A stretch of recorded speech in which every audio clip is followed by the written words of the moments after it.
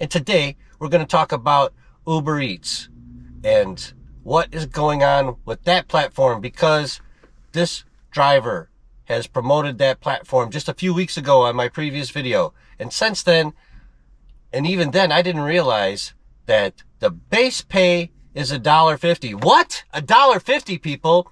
They have dropped the base pay yet again. First, it was $2.50 just a couple years ago, then $2, now $1.50. They are relying so heavily on customer tips, which just aren't there, everyone. They really aren't. They're there, but not as prevalent as this driver thinks that they should be.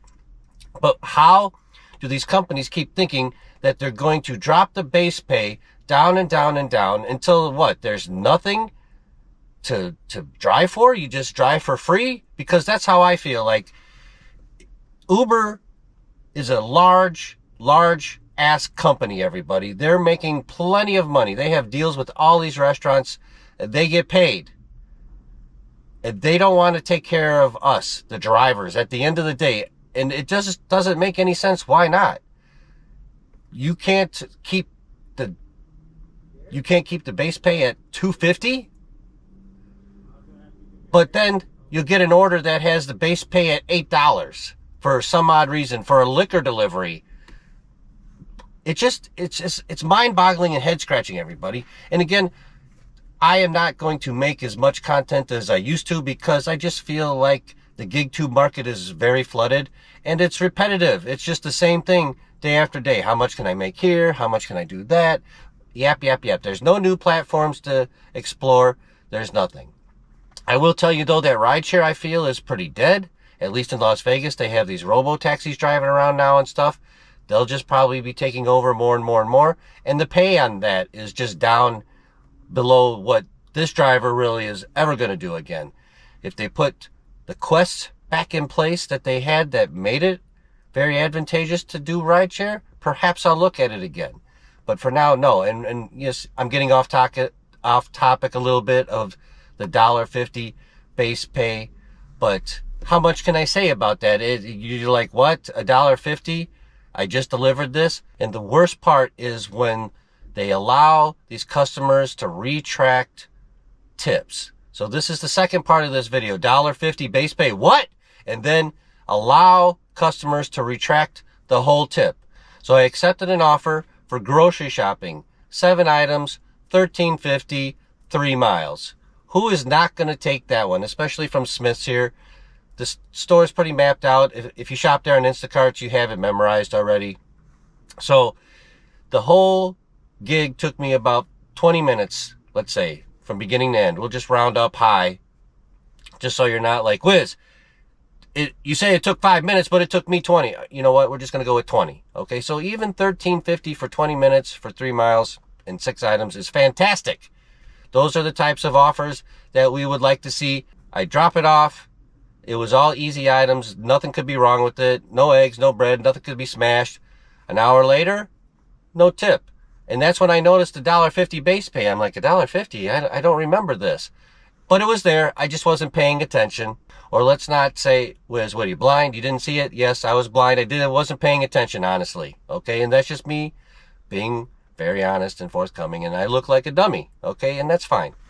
So, another hour goes by. It still hasn't updated. It just says customer has an hour to adjust the tip.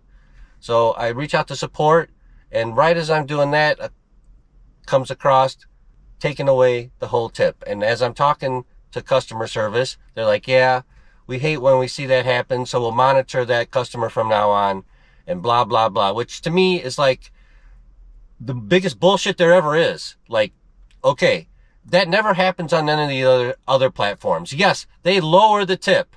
Fine. You want to lower the tip? I can't do much about that. These companies give the customers time to do that. And rightfully so. Sometimes the delivery driver is rude or, doesn't care. It doesn't do a good job. So they don't deserve the whole tip. I am supportive of that 100%. But when you just take the whole tip and have no reason why, what reason could this person have to have retracted the whole tip? I delivered the groceries on time and in perfect shape. Everything that they wanted, no replacements. So you are allowed to take the whole tip back. I know I'm off topic now, but this is going to be a 2-part video. $1.50 base pay. What? Take the whole tip back? Are you freaking kidding me, people? Like, now I just did a job that I would have never taken for $1.50, and that's where the base pay comes in this video. I just did a job for $1.50 that I never would have taken. So they got some slave labor out of me, in my opinion, and Uber Eats allows this to happen, and it happens more often than you would like to believe or they should allow. What should happen is that the customer should have to put in, the driver forgot some items, or the driver didn't leave it where I asked him to, or he substituted some items that I didn't want. Things of that nature, and then allow them to reduce the tip. Okay, reduce it, not take all of the tip back. Reduce the tip. Fine, you want to leave $5 instead of the 10 that you were leaving, or 12, whatever, to make it $13.50. Fine, make it 6. You want to even make it 4? Fine, but to get a 0, people, is way wrong, and you should be angered and appalled as I am.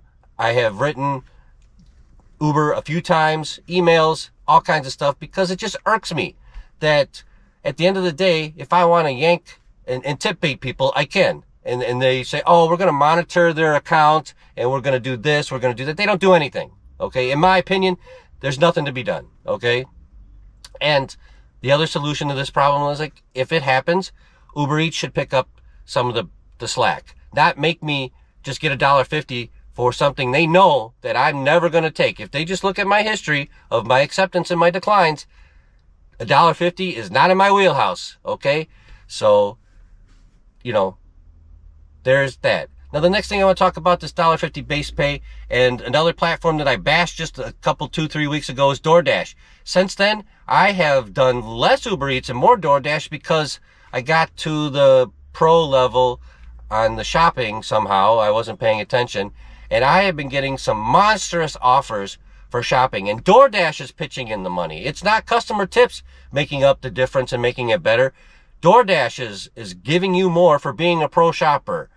So if you can get to that, please, I'm suggesting give it a try, because I've seen huge increases. I haven't done as much Instacart either. We'll talk about that some other time. And Uber Eats, I have turned off the shop and pay completely, because in Vegas, the shop and pay offers are just one after another. You have to decline so many, you'll never maintain a 50% to stay platinum, or even 30% to stay gold. It's just way too many $3, $4, 20 item, 10-mile drives on Uber Eats. But DoorDash, oh my God, I have made more on DoorDash in the last week and a half than I have made in the past 4 months combined, because I got to that level. And this is what I'm leaning towards, is these companies, Uber Eats and Instacart, should follow suit. They should follow the fact that DoorDash is giving extra money to better shoppers, and they have metrics. And if you can achieve those, you should get a bonus. And Instacart and Instacart and Uber Eats could do the same thing.